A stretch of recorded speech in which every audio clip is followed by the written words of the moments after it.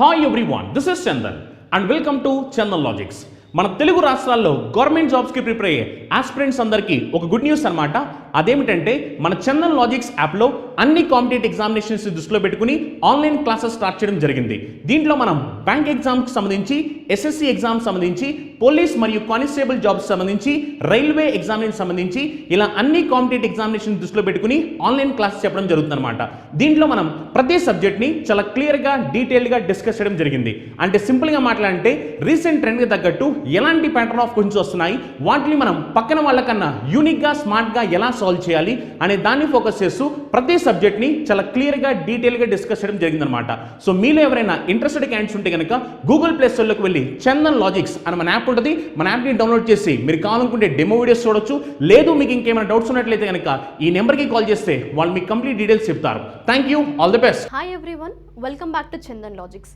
ఈరోజు మనం 19th March current affairs discuss చేయబోతున్నాము. అండ్ ఈ సెషన్లో డిస్క్రిప్టివ్ కాన్సెప్ట్స్, దాని తర్వాత ఎండ్ ఆఫ్ ద సెషన్లో ప్రాక్టీస్ క్వశ్చన్స్ చేయబోతున్నాం. So everyone get ready to answer for the practice questions. And మీకు ఏంటంటే కరెంట్ అఫైర్ పీడిఎఫ్ డౌన్లోడ్ చేసుకోవాలి అనుకుంటే జస్ట్ టెలిగ్రామ్ ఛానల్లో జాయిన్ అవ్వండి. లింక్ అనేది డిస్క్రిప్షన్లో ప్రొవైడ్ చేస్తున్నాము. Just click on the link and get access of it. Is it clear? Then యాక్చువల్గా మనం ఏంటంటే కరెంట్ అఫైర్స్ డిస్క్రిప్టివ్ కాన్సెప్ట్స్తో స్టార్ట్ చేసినట్లయితే ఇంటర్నేషనల్ కరెంట్ అఫైర్స్తో స్టార్ట్ చేద్దాం.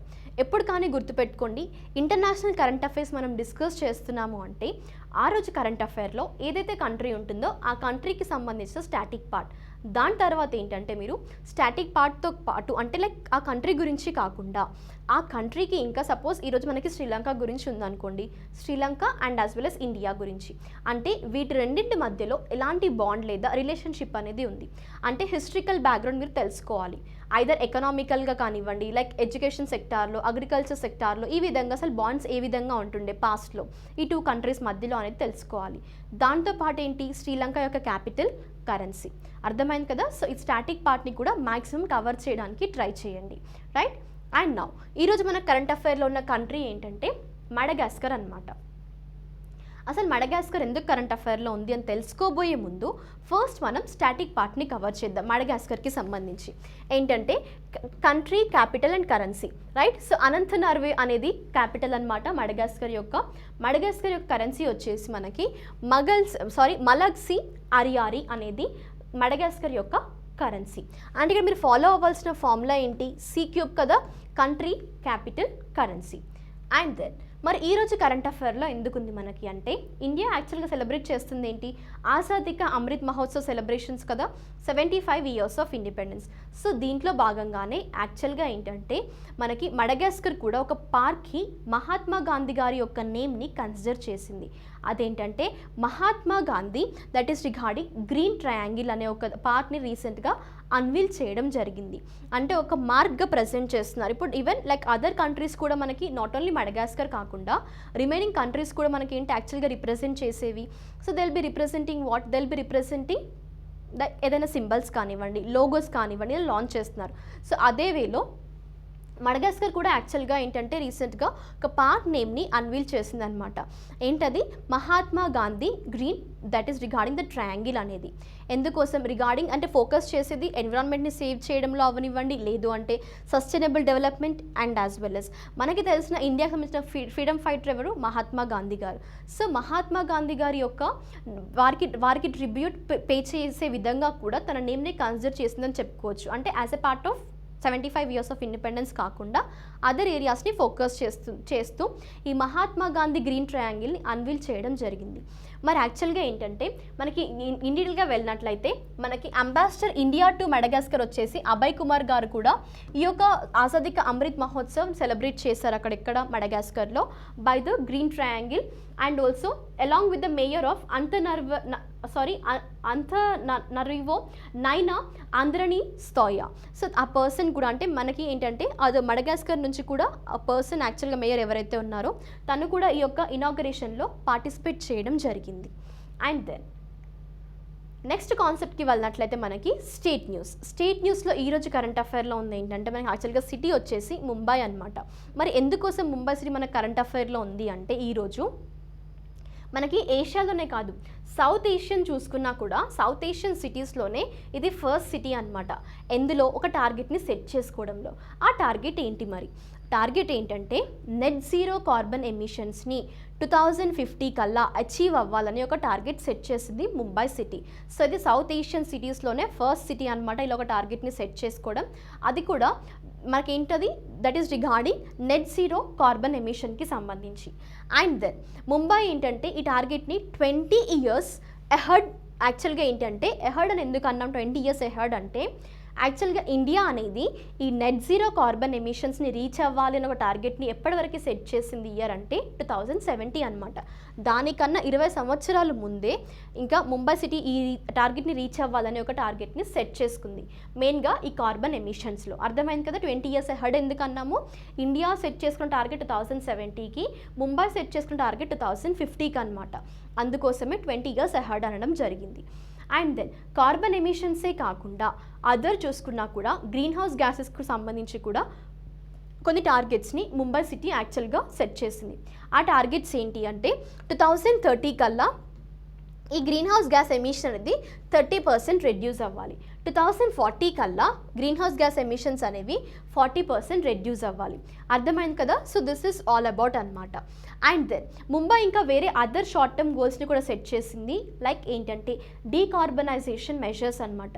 మరి ఎలా సెట్ చేసిన డీకార్బనైజేషన్ మెజర్స్ అంటే, లైక్ పబ్లిక్ ట్రాన్స్పోర్ట్ ఏదైతే ఉంటుందో దాంట్లో ఎలక్ట్రిక్ వెహికల్స్ని యూజ్ చేయడం, ఈ విధంగా కొన్ని షార్ట్ టర్మ్ డీకార్బనైజేషన్ మెజర్స్ని కూడా తీసుకుంటూ ఫైనల్గా అది ఏంటంటే సెట్ చేసిన టార్గెట్ వచ్చేసి 2050 కల్లా నెట్ జీరో కార్బన్ ఎమిషన్గా ముంబై సిటీ అవ్వాలి అన్న ఒక ఉద్దేశంతో ఈ టార్గెట్ని సెట్ చేసింది. ఈవెన్ ఇండియా ఎప్పటికి సెట్ చేసింది 2070. మరి కార్బన్ ఎమిషనే కాకుండా అదర్ ఇంక్లూడెడ్ ఏంటి, మనకి గ్రీన్ హౌస్ గ్యాసెస్ని కూడా 2030 ఇంకా 40 వరకు కొంత టార్గెట్స్ని పెట్టుకుంటూ ఇంత పర్సంటేజ్ రిడక్షన్ అనేది జరగాలి అన్న ఉద్దేశంతో ముంబై యాక్చువల్గా సౌత్ ఏషియాలోనే ఫస్ట్ సిటీ అనమాట ఇలాంటి ఒక టార్గెట్ని సెట్ చేయడంలో. అర్థమైంది కదా? అండ్ దెన్ నెక్స్ట్ కాన్సెప్ట్కి వెళ్ళినట్లయితే డిఫెన్స్ న్యూస్. సో ఈరోజు డిఫెన్స్ న్యూస్లో కరెంట్ అఫైర్లో ఉంది ఏంటంటే, మనకు ఒక కార్గో వెజిల్ అనమాట. ఆ కార్గో వెజిల్ నేమే ఎంవి రాంప్రసాద్ బిస్మిల్ అనమాట.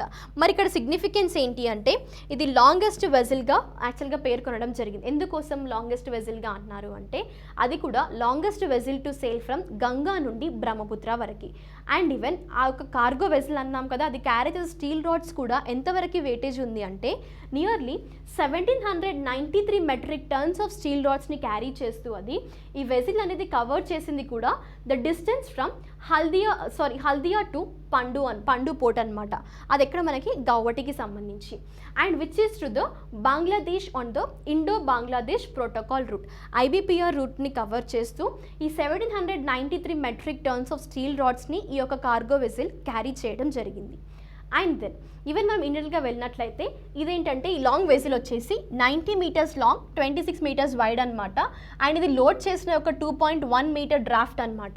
మరి ఈ యొక్క అంటే లాంగెస్ట్ వెజిల్ లైక్ గంగా బ్రహ్మపుత్ర వరకు సేల్ చేసింది కూడా ఎప్పుడు అంటే మనకి March 15th ఈ టార్గెట్ని అచీవ్ చేసింది. And also it successfully completed the pilot run of heavy cargo movement. ఎక్కడి నుండి అంటే శ్యామ్ ప్రసాద్ ముఖర్జీ పోర్ట్ ఇన్ హల్దియా నుండి పండు పోర్ట్ ఇన్ గౌహటి వరకు. అర్థమైంది కదా? హల్దియా టు గౌహటి వరకు ఇండో బంగ్లాదేశ్ పోర్ట్ ఏదైతే ఉందో, ఇంగ్లో బంగ్లాదేశ్ రూట్ ఏదైతే ఉందో ఆ రూట్ నుంచి యాక్చువల్గా ఇంత లాంగెస్ట్ వెజిల్గా ఈ యొక్క సేల్ అంటే గంగా నుండి బ్రహ్మపుత్ర వరకు సేల్ చేయడం జరిగింది. అర్థమైంది కదా? Longest vessel to sail from Ganga to Brahmaputra అంటే మీ ఆన్సర్ ఏమవ్వాలి? MV Ramprasad Bismil cargo vessel. అర్థమైంది కదా?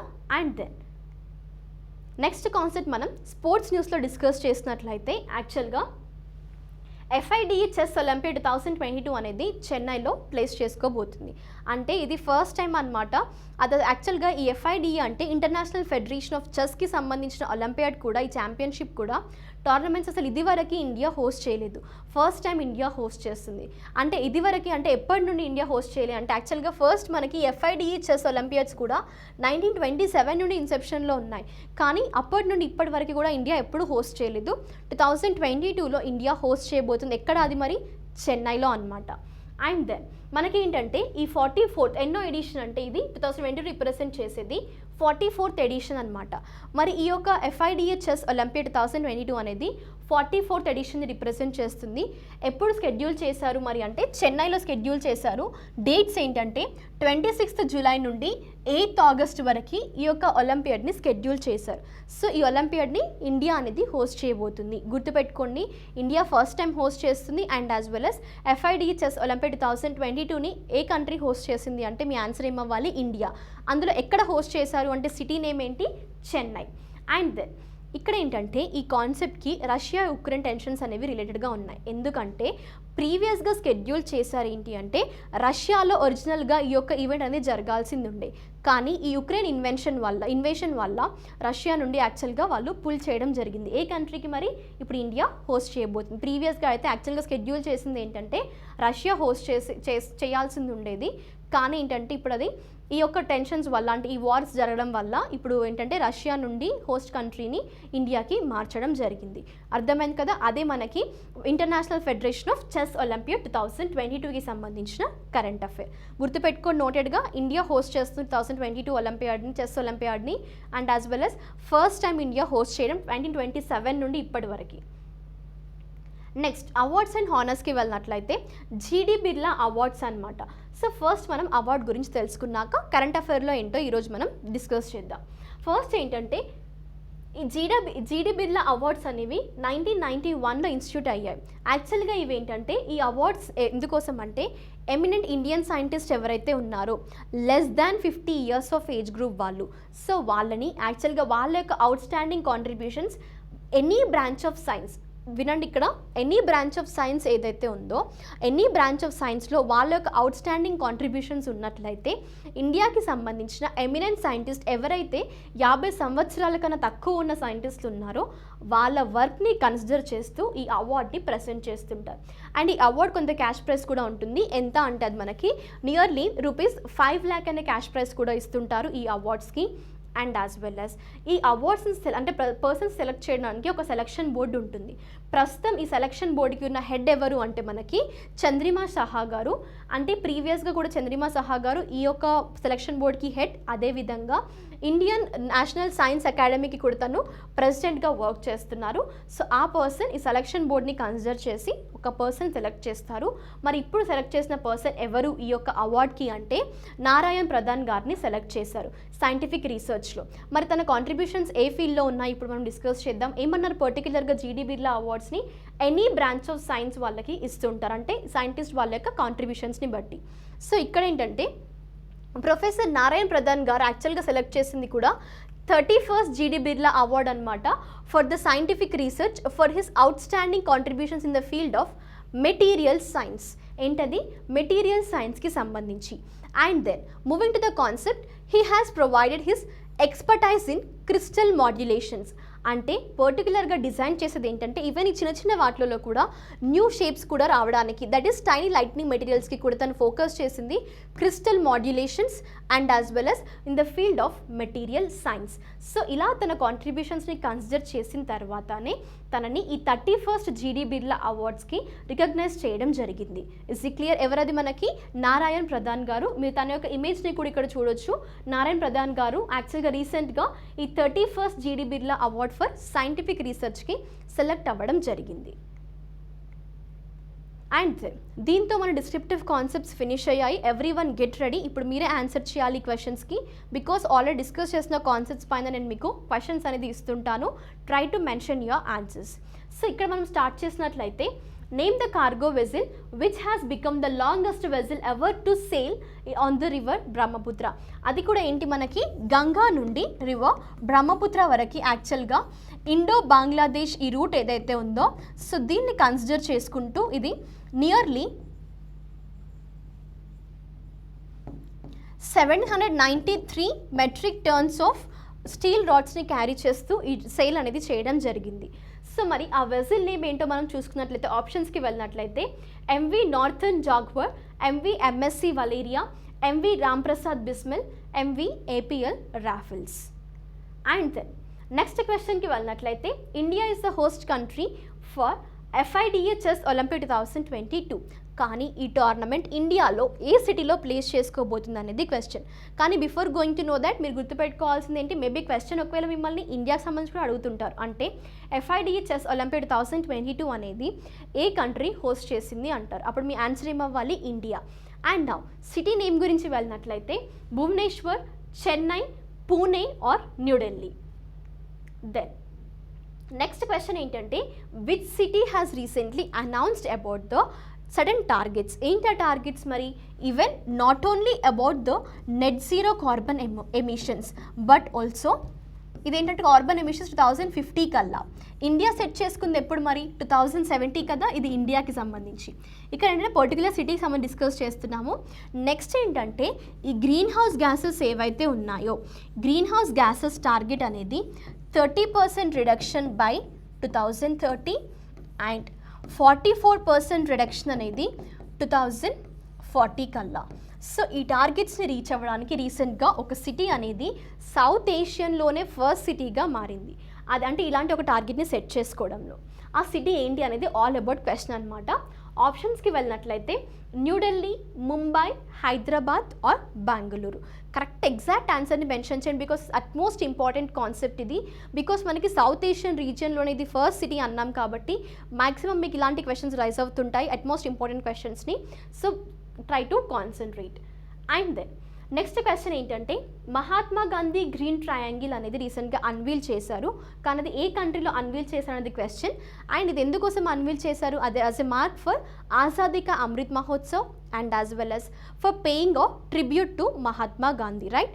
అండ్ దెన్ ఆప్షన్స్కి వెళ్ళినట్లయితే కొమోరస్, మారిషియస్, మడగాస్కర్ లేదా మొజంబిక్. దెన్ మనకి ఏంటంటే ఈ కాన్సెప్ట్ గురించి డీటెయిల్గా వెళ్ళండి. అంటే ఇక్కడ సపోజ్ మనకి ఏదైనా ఒక కంట్రీ గురించి డిస్కస్ చేసాము అంటే మేబీ మిమ్మల్ని ఆ కంట్రీకి సంబంధించిన స్టాటిక్ పార్ట్ అడుగుతుంటారు. ఎందుకంటే ఇప్పుడు సపోజ్ మనం రష్యా ఉక్రెయిన్ ఈ మధ్యలో చాలాసార్లు చూస్తున్నాం కదా. సో మిమ్మల్ని వాటికి రిలేటెడ్గా మేబీ స్టాటిక్ పార్ట్ అడిగే ఛాన్సెస్ ఉంటాయి. అర్థమైంది కదంటే కరెంట్ అఫైర్స్లో మ్యాక్సిమం మిమ్మల్ని డైనమిక్ పార్ట్ ఏదైతే ఉంటుందో వాటికి రిలేటెడ్గానే మిమ్మల్ని స్టాటిక్ పార్ట్ కూడా అడిగే ఛాన్సెస్ ఉంటాయి. అందుకోసమే ప్యారలల్గా ఆల్రెడీ క్లాసెస్లో మ్యాక్సిమం నేను కవర్ చేస్తుంటాను. బట్ ఇన్ కేస్ ఎక్కడైనా మిస్ అయినా కూడా మీరు క్లాస్ అయిన తర్వాత ఈరోజు డిస్కస్ చేసిన కంట్రీస్ ఏంటి, వాటి స్టాటిక్ పార్ట్ డిస్కస్ చేసామా లేదా, వాటి స్టాటిక్ పార్ట్ ఒకవేళ మీకు ఏంటంటే ఏదైనా డౌట్స్ ఉన్నా కూడా మళ్ళీ కమెంట్ సెక్షన్లో మెన్షన్ చేయండి. నెక్స్ట్ క్లాస్లో డిస్ప్లే చేస్తుంటాను నేను, నో ఇష్యూస్ ఇన్ దాట్. కానీ మీరు మాత్రం మీ ప్రిపరేషన్లో స్టాటిక్ పార్ట్ని డైనమిక్ పార్ట్ని ప్యారలల్గా కవర్ చేసుకోవడానికి ట్రై చేయండి. అర్థమైంది కదా.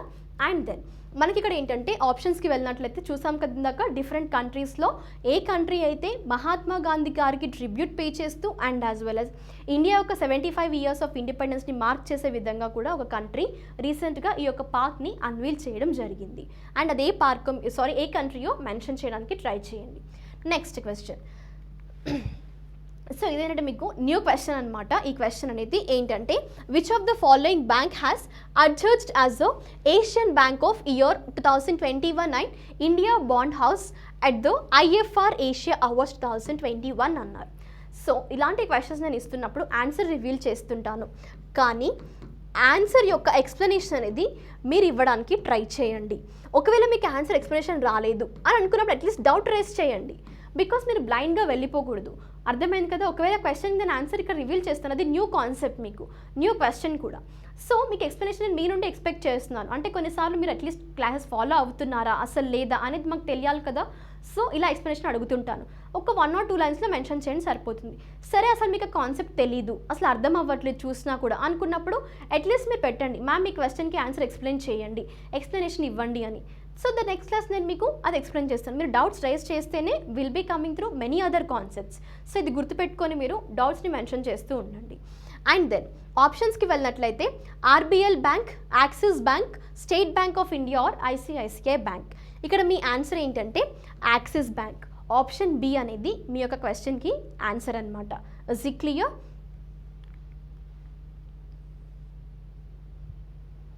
సో ఏంటంటే యాక్చువల్గా మనకి ఈ యొక్క కాన్సెప్ట్స్తో అంటే డిస్క్రిప్టివ్ కాన్సెప్ట్స్ కూడా మీరు ఫోకస్ చేస్తుండండి. మెయిన్గా నా మోటో ఏంటంటే మీకు డిస్క్రిప్టివ్ కాన్సెప్ట్ డిస్కస్ చేసినప్పుడు కూడా క్వశ్చన్స్ రైజ్ చేస్తున్నాను, వాటిని కమెంట్ సెక్షన్లో మెన్షన్ చేయండి అని రిపీట్ చేస్తున్నాను ప్రతి క్లాస్లో. ఎందుకోసం అంటే ఇది మీకు అట్మోస్ట్ యూజ్ఫుల్ పాయింట్. బికాస్ మీరు ఏంటంటే ఇప్పుడు స్టార్టింగ్ ఆఫ్ యువర్ ప్రిపరేషన్ స్టేజ్లో ఉన్నా కూడా, మీరు ఇప్పటి నుండి ట్రై చేసినా కూడా at the end of the day మీ ప్రిపరేషన్కి మీరు ఏంటంటే పర్ఫెక్ట్ ఫౌండేషన్ని మీరు బిల్డ్ చేసుకున్న వాళ్ళు అవుతారు. అందుకోసమే with the basics first you have to start. Then మీరు ఏంటంటే ఇంకా అట్మోస్ట్ లెవెల్కి రీచ్ అవుతున్నారు, మీ బేసిక్ ఫౌండేషన్ కరెక్ట్గా ఉంది అనుకున్నప్పుడు ఇన్ డెప్త్గా వెళ్ళడానికి ట్రై చేయండి. అర్థమైంది కదా? So this is all about the major. ఏంటంటే మోటో వచ్చేసి అండ్ డిస్క్రిప్టివ్ క్వశ్చన్ ఎందుకు ఇస్తున్నారు, మీరు ఎక్స్ప్లెయిన్ చేయొచ్చు కదా అని ఇలాంటి డౌట్స్ వచ్చి ఉండొచ్చు మీకు. సో ఇది మీ ఆన్సర్ అనమాట. మేజర్గా మీ ప్రిపరేషన్ ఇంకా స్ట్రాంగ్ అండ్ స్ట్రెంగ్తెన్ చేయడానికి డిస్క్రిప్టివ్ సెషన్లో కూడా క్వశ్చన్స్ ఇస్తున్నాను along with practice questions. Thank you everyone. We'll be meeting in the next session. Until that, stay tuned, stay safe and stay home.